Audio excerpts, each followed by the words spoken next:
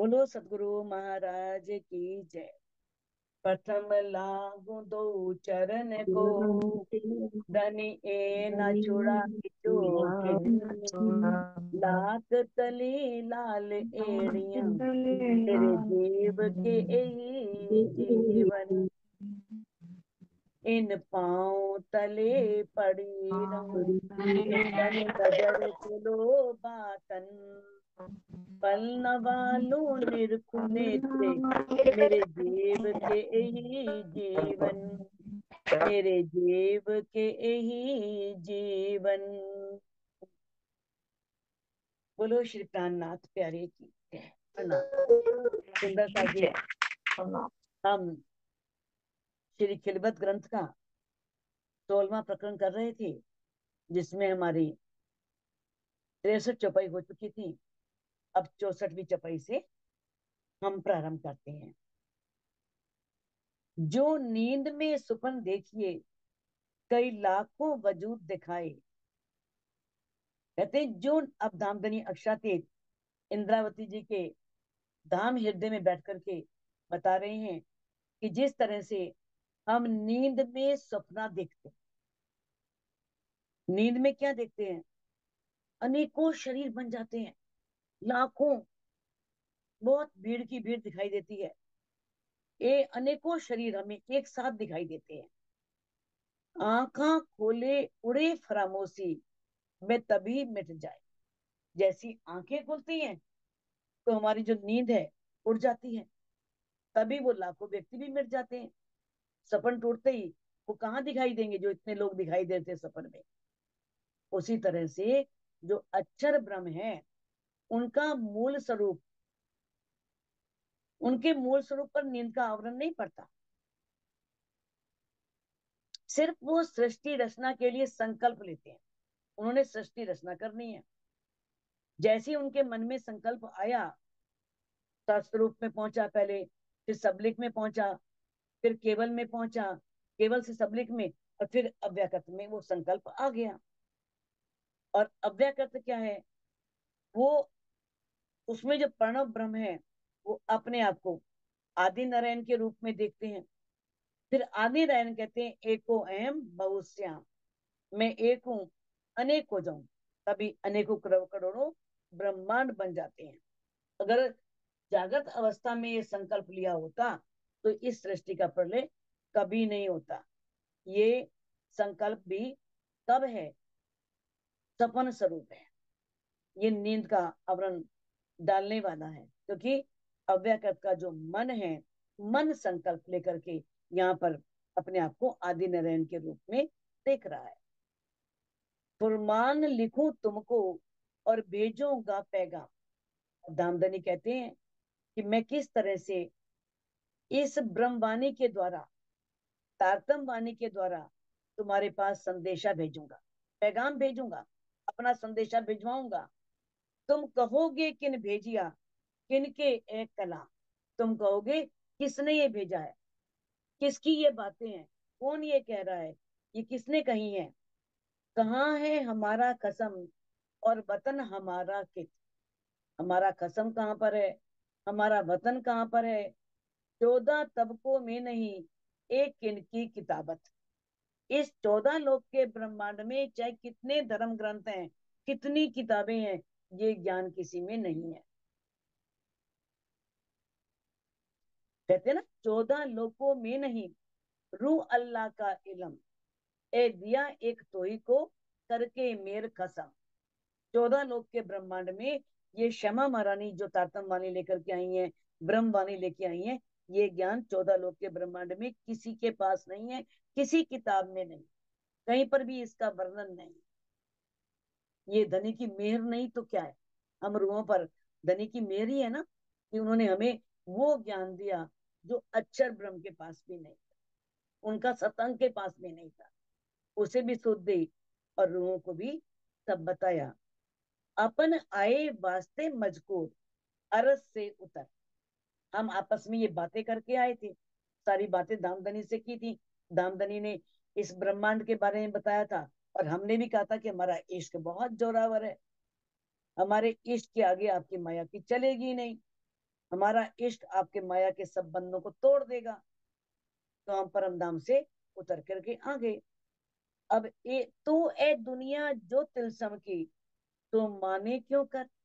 अब ये दुनिया कैसी है, ये तो जादू का खेल है, झूठा खेल है, माया का खेल है। तो इस माया के लोग झूठे हैं, जो सपन के बने हुए हैं, जो इंद्रजाल के समान है, वो हमारी बातों को क्यों मानेंगे। दुनिया भला इस बातों को क्यों माने। ए ना पावे अर्स को, ना कछु पावे हक। ये तो ना परम धाम को पा सकेंगी, और ना ही उस अखंड परम धाम को, अखंड अच्चातीत को, सच्चिदानंद को जान सकेंगे, क्योंकि सपन के ब्रह्मांड है, सपन का बुद्धि है, जीव भी सपन के हैं। वो क्यों मानेंगे, क्योंकि ना कुछ समझे इलम को, और ना ही वो इस वाणी को समझेंगे, ना ये इलम उनके पल्ले पड़ेगा। क्योंकि ये आप नहीं मुतलक, क्योंकि वो कुछ नहीं है, यानी कि उनके स्वरूप जो है निश्चित रूप से नहीं है, वो अखंड स्वरूप नहीं है। वो इन बातों को क्यों माने। ये जीवों के लिए कहा है कि किस तरह से जो जीव हैं वो माया में डूबे होते हैं, वो इन बातों को का उन पर कोई असर नहीं होगा। अगर कोई शुद्ध हृदय वाला जीव है, मानो बहुत शुद्ध हृदय वाला जीव, और वो इस उसे ये वाणी मिल जाती है, तो धनी की शरण में आ जाएगा। उसे आने के बाद भी वो हकीकत मार्फत की राह नहीं अपना पाएगा, हकीकत मार्फत को नहीं स्वीकार कर पाएगा, उस पर चल नहीं पाएगा।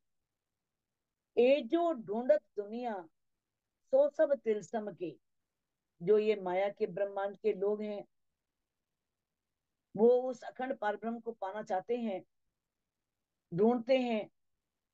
क्यों पावे हक बका, तन असल नहीं जे।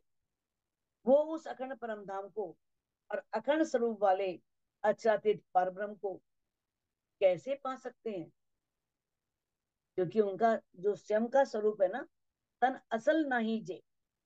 उनके जो तन है, जो असल में जो वो हैं, वो क्या है, वो इस सपन के ही नश्वर जीव हैं, मिट जाने वाले नहीं जीव हैं। जब महाप्रलय होगी, सब आदि नारायण में समा जाएंगे, तो वो इन बातों को नहीं माने। तो तन का जो अर्थ है उस स्वरूप से है। तन तो सबके मिट जाने वाले, ब्रह्मात्माओं के भी मिट जाने वाले। ये तो है नहीं कि तन ये अजर है, अमर है, पंच भौतिक है, और पंच तत्वों में मिल जाने वाला है। जो चेतना है वो जाएगी, वो सुरता जाएगी। तो किस तरह से बताया है कि मोह अहंकार से प्रकट होने वाले जो जीव हैं, वो बेहद से परे उस सबलीला अद्वैत सच्चिदानंद पर ब्रह्म को यथार्थ रूप में नहीं पा सकते, नहीं जान सकते। पैदा आदम हवा से, हिरस हवा शैतान। अब वो क्यों नहीं पा सकते, जो यहाँ के जीव हैं, वो उस परब्रह्म को क्यों नहीं पा सकते, क्योंकि उनकी पैदाइश ही किससे हुई है, आदम और हव्वा से। देखो, आदम और हव्वा कई श्रद्धा और मनु भी मानते हैं, उनसे पैदाइश मानते हैं, तभी उन्हें मानव कहा गया है। तो यहाँ पर जो है आदम और हव्वा, आदि नारायण और लक्ष्मी से कहा, कि उनकी पैदाइश आदि नारायण और लक्ष्मी से हुई है। और आदि नारायण क्या है, सबल ब्रह्म का स्वाप्निक स्वरूप। सबल ब्रह्म, प्रणव ब्रह्म जो है, वो सपन देख रहा है, सपन में अपने आप को आदि नारायण देख रहा है। तो उनसे उनकी उत्पत्ति हुई है, हिरस हवा शैतान।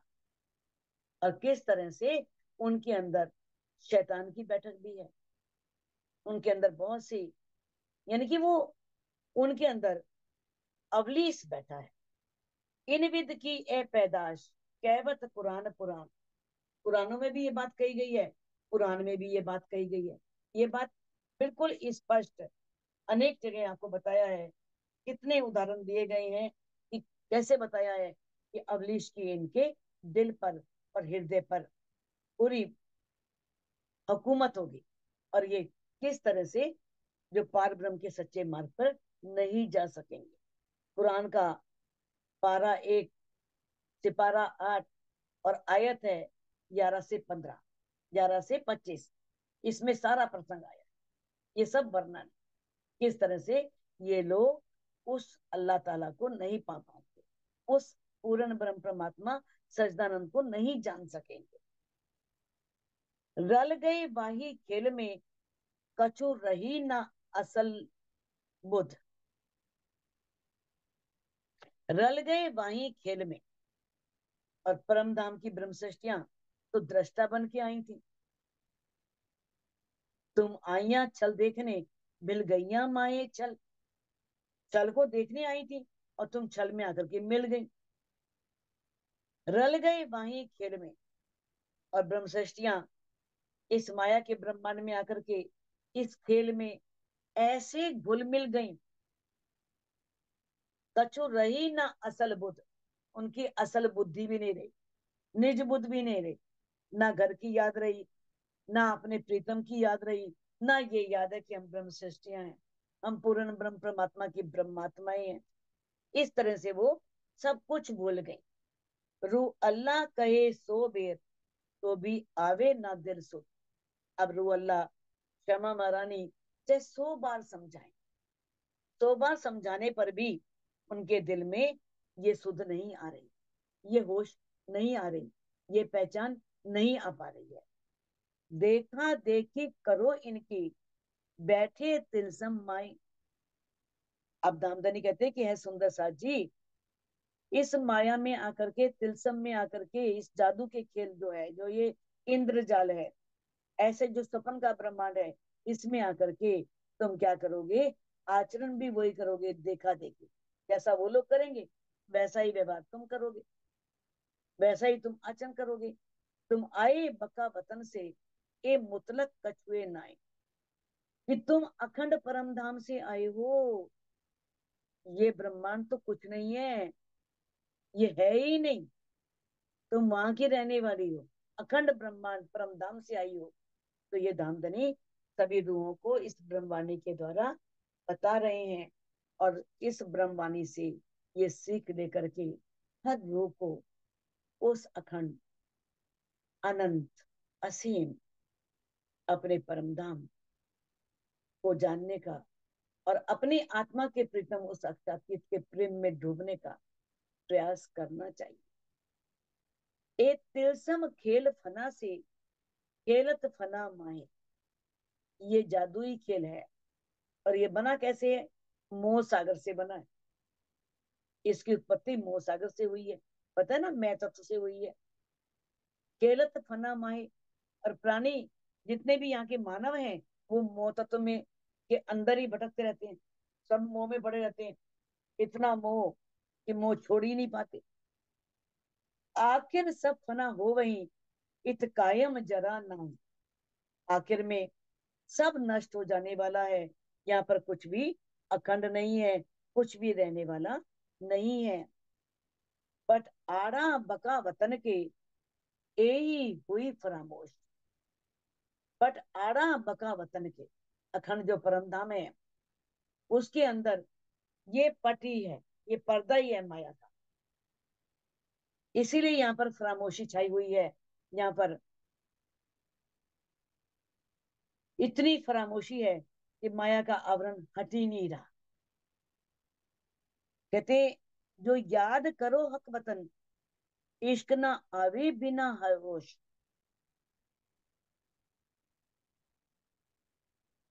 जो याद करो हक वतन, अगर इतनी फरामोशी है, इतनी माया का नशा है, यदि इस वाणी से पहचान हो जाए, और हम अपने अखंड परम धाम को याद भी करें, उस प्रीतम को भी याद करें, लेकिन फिर भी इश्क के बिना तुम्हें होश नहीं आने वाली, तुम अखंड धाम में नहीं पहुंचो जब तक वो इश्क नहीं आएगा।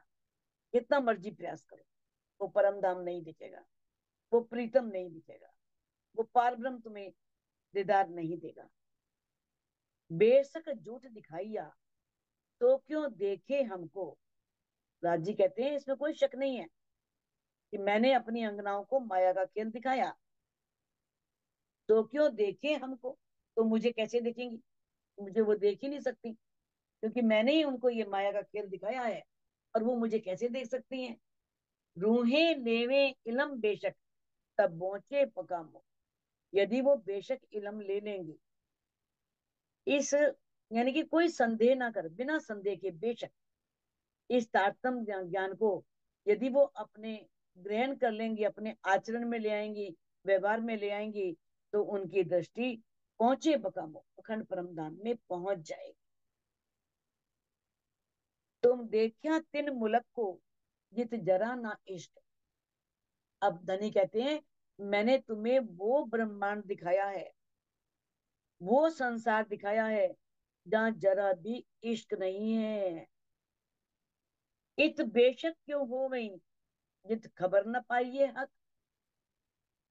अब इस ब्रह्मांड में रूहें बेशक भी कैसे हों, क्योंकि उन्हें पारब्रह्म का ज्ञान तो मिलता ही नहीं, तो संशय रहित कैसे हो जाए, तारतम वाणी से ही होंगी ना। तो इस संसार में जहां पर इश्क ही नहीं है, वो प्रेम ही नहीं है जो परम धाम वाला, वो वाहिदत का इश्क ही नहीं है, तो किस प्रकार से वो बेशक हो सकती हैं और अपने हक को, अपने परम पार ब्रह्म को पा सकती है। रूहे उन मुलक से फिर ना सके वतन।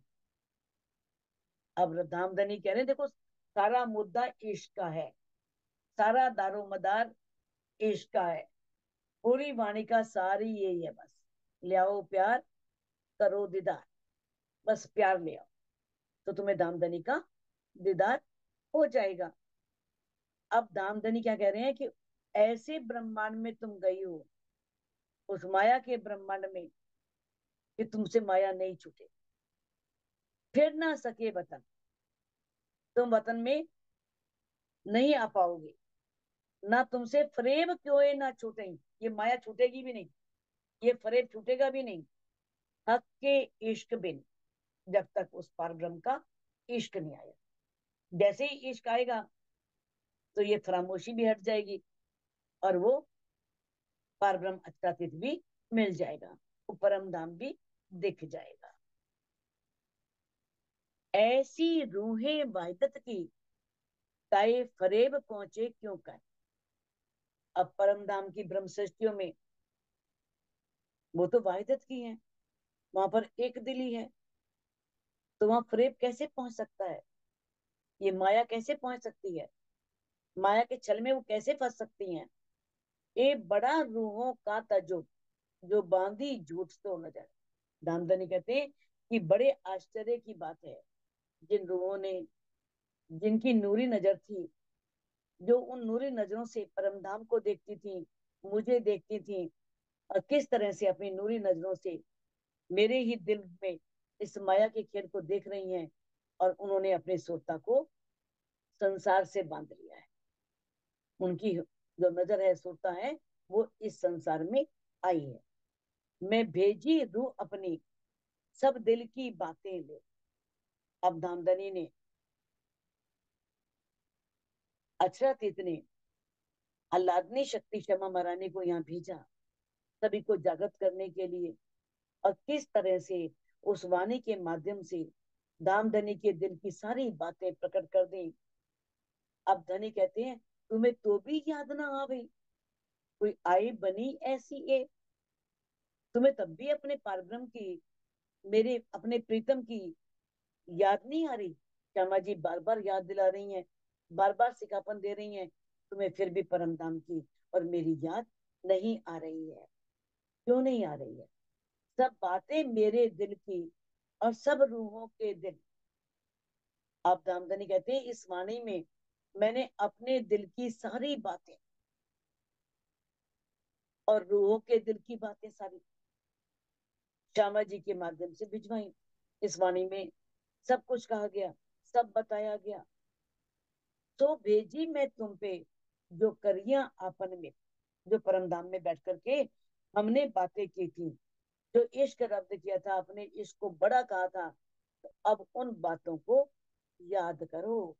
मैं सब बातें तुम्हारे पर भेज दी हैं, जो हमने मिलकर के की थी, अपने दिल की, तुम्हारे दिल की जो बातें मैंने कही थी, तुमने कही थी, वो सब बातें इस वाणी में श्यामा जी के द्वारा वो संदेशा तुम भेजवा दिया है, तो याद करो। ये बातें सब असल की, जब याद दई तो, जब मैंने परम धाम की ये सारी बातें तुम्हें याद दिला दी गई, बता दी गई वाणी के माध्यम से। सब बातें याद दिलाई, परम धाम के सारे सुख, परम धाम के वो आनंद, परम धाम के जो मूल मिलावे के सारे वृतांत, सारी बातें किस तरह से तुम तक पहुंचा दी। जब इश्क वाली रूहों को क्यों ना उड़े तिलसम। धनी व्यंग कर रहे हैं, बड़े इश्क इश्क इश्क कर रही थी, हमारा इश्क बड़ा है, माया को बंधन को तोड़ देगा, माया तुम्हारा कुछ बिगाड़ नहीं सकती। अब कहते तब इश्क वाली रूहों का, जो इश्क वाली रूहें थी दावा ले रही थी हमारा इश्क बड़ा है, उनसे ये तिलसम क्यों नहीं तोड़ा जा रहा, ये माया का बंधन क्यों नहीं छोड़ा जा रहा, इस माया के बंधन को क्यों नहीं छोड़ी। तब तो बड़ी बड़बड़ की बातें की थी, बड़े इश्क के दावे लिए थे, तो अब वो क्यों नहीं टूट रहा, अब तुमसे वो क्यों नहीं छूट रहा। जब लग जब लग लगे दुनिया, तब पहुंचे न बकामो। जब तक ये दुनिया, ये संसार हमें अच्छा लगेगा, हम इस संसार में फंसे रहेंगे, तब तक हमारी दृष्टि परम धाम में नहीं पहुंच सकती। एक रू दूजा इश्क, आए काम पड़िया इंसो। आप कहते हैं कि परम धाम का जब अगर दर्शन करना है, तो एक तो हमें अपने स्वरूप की पहचान करनी है, और दूसरा अनन्य प्रेम का मार्ग अपनाना है। इसके बिना काम नहीं बनेगा। राज्य को पाना है तो ये तो करना ही होगा। अब सबके मन में ये संशय तो आएगा होगा जरूर, कि धामधनी कह रहे हैं माया को छोड़े बिना परम धाम मिल नहीं सकता, और माया छोटे भी कैसे। वास्तव में नहीं छोड़नी, दिल से छोड़नी है। वास्तव में तो माया में रहना है, माया छूट नहीं सकती, माया को छोड़ भी नहीं सकते, लेकिन दिल से छोड़ दे। दिल में कोई चाहना, कोई इच्छा, कोई तृष्णा नहीं रखनी। जब दिल में नहीं रहेगी तो खेल तो दिल का ही है ना। दिल से तो हम प्रीतम को भज रहे हैं, प्रीतम को याद कर रहे हैं, प्रीतम के प्रेम में डूबे हुए हैं। हाँ, नाटक करें, कर रहे हैं दुनिया वालों से भी, ठीक है, आपसे भी प्रेम करते हैं, बहुत करते हैं, लेकिन दिल से हम किससे प्रेम करते हैं, अपने प्रीतम से। तो ये मत लेना कि है माया तो छोड़ नहीं सकते, ऐसे सारे माया छोड़ के बाबा कैसे बन जाए, संत कैसे बन जाए, जंगलों में कैसे पहुंच जाए, साधना कैसे शुरू कर दे। अरे घर में बैठ के, घर में रहिए, कोरे रहिए, अंतर में कीजिए वास। घर में रहो, कोरे रहो, कोई मतलब नहीं, कुछ लेना देना नहीं, और अपने अंदर निवास करना है, अपने अंदर उस प्रीति को देखना है, अपने अंदर करना है, तभी ये काम बनेगा। धनी ने कह दिया है, दूजा कछु पहुंचे नहीं, हक को बीच बका। जब तक आत्मा, एक रूह, हमारी सुरता संसार को पूर्ण रूप से त्यागती नहीं, कहते जहां रूह न होवे एक भी, जहां तब तक वो बिल्कुल अकेली नहीं हो जाती, तब तक प्रीतम का प्रेम नहीं ले सकती। हक को बीच बका, जो अखंड परम धाम में जो हक है, जो प्रीतम है, तब तक नहीं पा सकती। छोड़े सबे इत का, जब तक वो इत का सब कुछ छोड़ करके, यहाँ के सभी बंधन, मोह पाश, सब कुछ छोड़ करके सिर्फ अपने प्राण प्रीतम अक्षराती से ही प्रेम नहीं करती, तब तक वो कोई भी वस्तु प्राप्ति नहीं कर सकती, परम धाम को नहीं देख सकती, अपने प्रीतम को नहीं पा सकती। बका बीच रूहन को खेल दिखावे हक। अब ये बात तो धनी ने स्पष्ट कर दी हमें, इस ब्रह्मवाणी के माध्यम से बता दिया कि हम परम धाम में बैठे हैं, और परम धाम के अंदर ही धामधनी अक्षातीत रूहों को ये खेल दिखा रहे हैं। आया गया इत कोई नहीं, ए इलम कहे बेशक। ये इलम, ये वाणी कह रही है, कोई ना आया और ना कोई गया। जाएगा तो कोई है ही नहीं, और कोई यहाँ आया भी नहीं। सिर्फ सुरता आई है और सुरता जाएगी। सुरता से यहाँ पर आई हैं और उनकी सरता ही अपने मूल तनों में जाएंगी। तभी सब जागेंगी, सभी परात्म जाग उठेंगी, और किस तरह से वो फिर परम धाम के आनंद ले सकेंगी। और जीव और ब्रह्म जो ईश्वरी सृष्टि है, वो तारतम ज्ञान लेकर के बेहद में पहुंचे। जो 8 बजते बनेगी उनमें अखंड हो जाएंगी। और जो ब्रह्म सृष्टियां आई हैं सुरता द्वारा, वो सुरता द्वारा अपने मूल तनों में, अपनी परात्म में जाग जाएंगी। बेशक इलम सीख के ऐसे खेल को पीठ दे।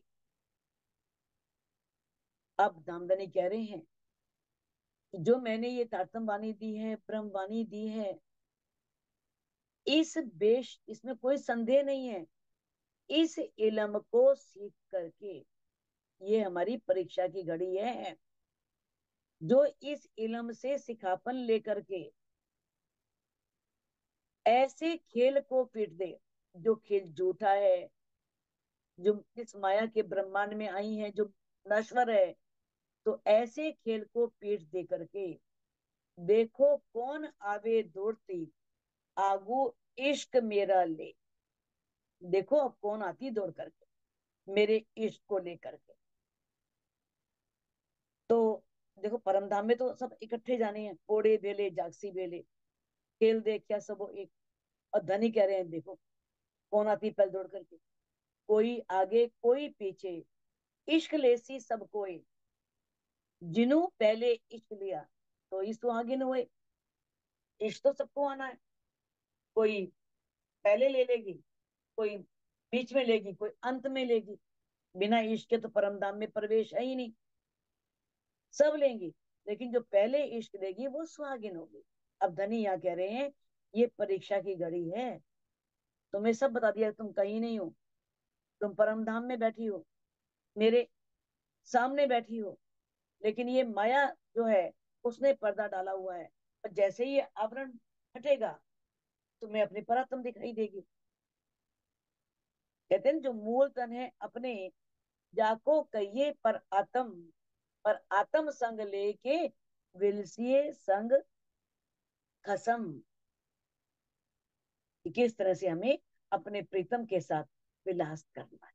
तो ये नहीं है जाना सबने इकट्ठे है, लेकिन इस ब्रह्मांड में कौन प्रीतम के प्रेम में डूबती है और चितवनी के माध्यम से सबसे पहले उसे पा लेती है, अपने घर को और अपने प्रीतम को देख लेती है। तो सुंदर साथ जी इस चौपाई को अनम्यूट करके आप दोहरा सकते हो। बेशक इलम सीख के बेशक इलम सीख के ऐसे खेल को पीठ दे, ऐसे खेल ऐसे खेल को पीठ दे। दे। देखो कौन अवे दौड़ती, देखो कौन आवे आवे दौड़ती, दौड़ती, आगू इश्क मेरा ले, आगू इश्क आगो मेरा ले। इश्क मेरा मेरा ले। है। बोलो श्री प्राणनाथ प्राणनाथ प्राणनाथ प्यारे। प्यारे।